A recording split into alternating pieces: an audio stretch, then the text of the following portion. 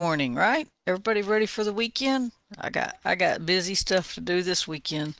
So it's I got a few busy days coming up. So today, if you try to call, my phone may not be on because I got to get some work done today so I have gas money, right? Anyway, I'll leave my phone on. Okay, but anyway, I hope you're having a great day and a great week. Man, we're already Cinco de Mayo, right? 5 days into May, the great almost holiday. This is the only almost holiday, right? It's almost a holiday, and we all should have tacos today. I think I will have tacos today, as a matter of fact. Maybe some nachos though instead. Nachos are just kind of simplified tacos, right? Because you can put all the same stuff on them, right? So they're kind of the same. They're just flat instead of. And what happens when you bite into a taco anyway? It all falls in your plate. So you as well do it as nachos to begin with. I think I'll have nachos today. Taco nachos. That's what I'm going to have today. Anyway, I hope you're having a great morning. I hope you're having a great week and a great month and a great, etc. Fill in the blank, whatever you need, right? It should be a great life, right? So I was thinking this morning.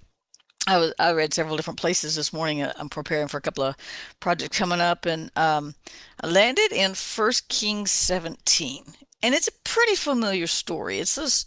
There's three huge miracles in this one little chapter in First Kings 17. It's the first part of 17. Elijah is sent and is the middle of a famine.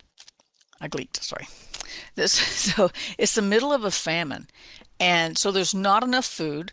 There's probably water rationing. They probably only water their lawns on Mondays and Wednesdays or even days, right? So I'm sure it was much more serious than that because they didn't have lawns to worry about so much. But it was a serious famine, and there was a lack of food, there was a lack of water. It was a really hard time for the nation, right? And so in the first part of chapter 17, we have Elijah. God sends him and just feeds him with ravens. Ravens literally bring him bread, and he's hidden beside this brook. But how, that's just I can't get my mind around that because I have to imagine it because I've never seen it, right?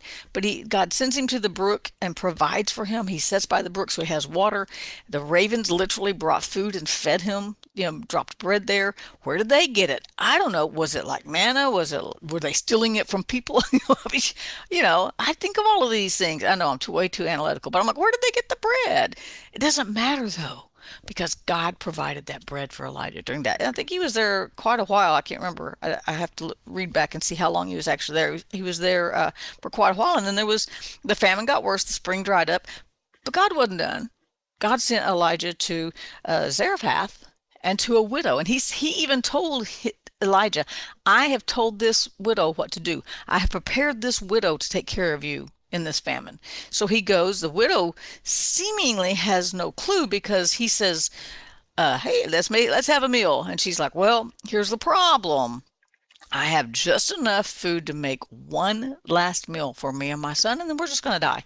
That was her plan. That was, we're going to eat, we're going to die, right? She couldn't see past what she had. She couldn't see past what the very obvious part of her situation was, and she didn't know what God had planned because God had a plan to sustain them, right? And so Elijah goes, "You know what? That's a great idea. Go ahead and make it, but just give me a little bite first. And then y'all just go ahead and eat." And what happened after that? A very familiar story. God just intervened, right? He stepped in where there looked like there wasn't any way, and miraculously, she had the oil and the flour to continue making breads throughout the rest of the famine. I'm like, did she have a container of oil and she'd pour it out, but none was gone? How did that work logistically? I would like, it was the first time like, oh, I still have some. Okay, I have enough for one more. Oh, I still have some. I have enough for one more. Oh, I have this meal. This is it. Oh, wait, I still have enough for one more. How did that play out in her real day-to-day life? Was she fascinated and then did she get used to it? I got all these questions, right? And so then it goes on, the famine's over and everything's good. And then her son gets sick and died. And she told Elijah, she goes, "Oh, great. Now I've sinned." And who knows what that sin was, right? She knew though something was bothering her because she was going, "God's taking me into account for all my sins. And now he's taking my son away," which is not how God works, by the way.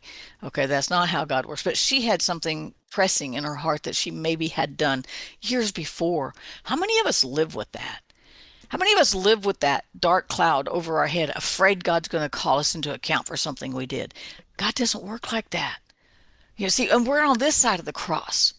Everything has been forgiven. And forgiven means it's gone as if it never existed. And this one might blow your mind a little bit because it just really messes with mine. But even if I go out and sin today, it's already forgiven before I even commit it. Doesn't that just blow your mind? God just covers it all. Isn't that, does that not just blow your mind? Okay, so I've got this whole chapter. We've got Elijah being fed by ravens. I got one little cake of bread that lasted through the rest of the famine and fed three people for an indefinite period of time. We don't know exactly how long it was, probably I think 3 years in there somewhere. And then we have her son who dies, and Elijah prayed for him, and he was raised from the dead. And this is all Old Testament, you guys. This is before Jesus even came and started doing so many of the miracles to show us God's power, or God's ways, right? And about to show us the kingdom, bring us the kingdom. And so I was thinking about this and I thought, you know what? There was a lot of in between times in here. This is just an amazing chapter. One chapter has all of those stories, and yet there's so much in between that leaves so many questions. For instance, how long did it take Elijah to get from the stream to the widow of Zarephath?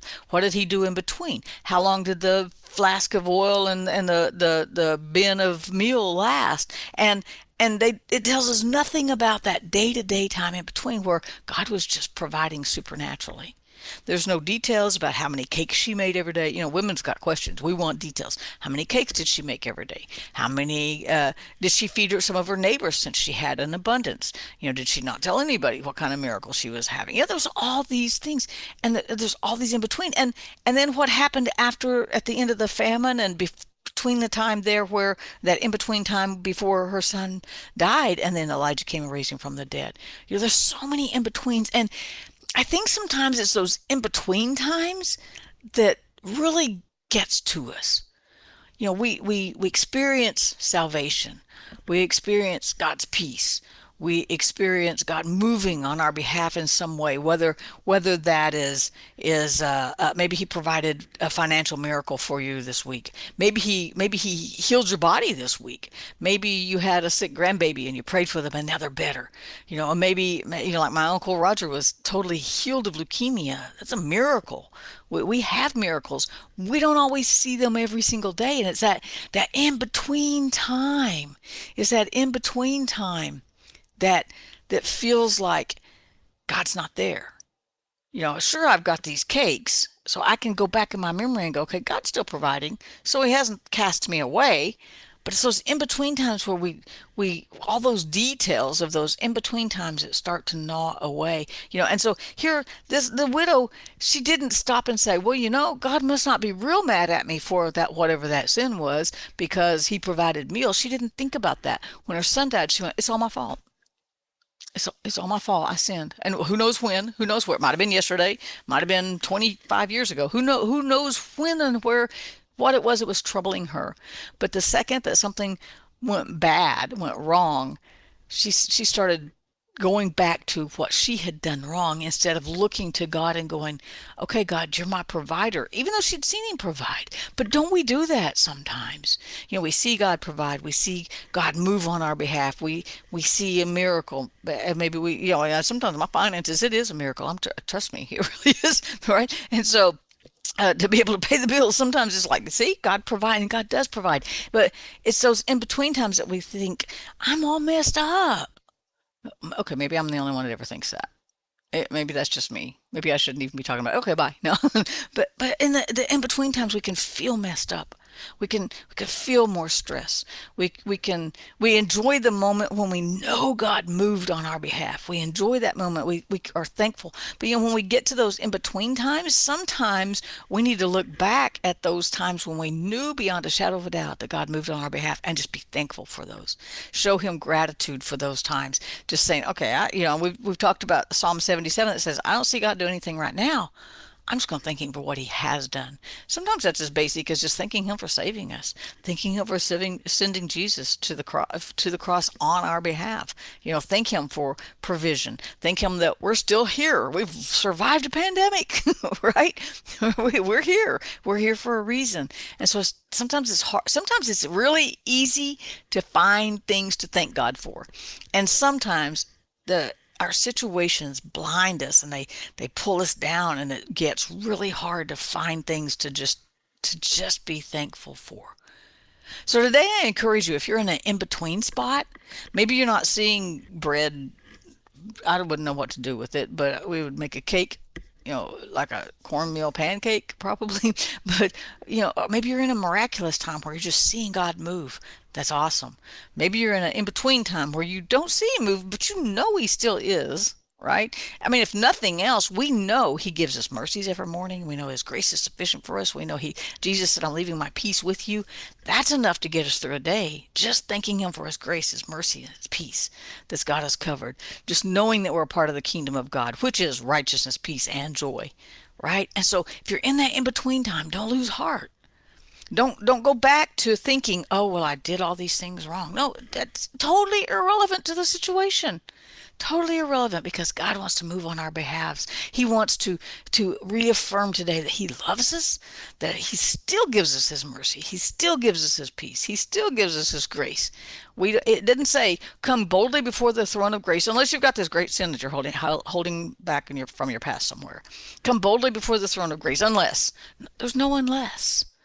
There's no in between. It just says, come boldly before the throne of grace, that you can find mercy, that you can find grace to help in time of need, right? The throne of mercy to find grace to help in time of need. It says, just come. It doesn't say, okay, leave all your baggage outside, but you can't come in with all that. No, there's no exclusionary statements. He just says, come to me and you get the grace to make it today. You get the mercy you need every morning to make it for those in-between times when you don't see God doing something specifically, right? Because he is still working in us. He is still working through us. He's still giving us he covers us with his mercy. His grace is still enough for today, and we have peace. And man, that's invaluable, right? So we can just peace out. So that's what I encourage you to do today. Is go back and just thank God for the things you've seen him do. You know when he's intervened. Thank him for those times. Even if you just start with salvation and camp there, that's enough, right? And then just trust him for today. Peace out, and I'll see you in the morning.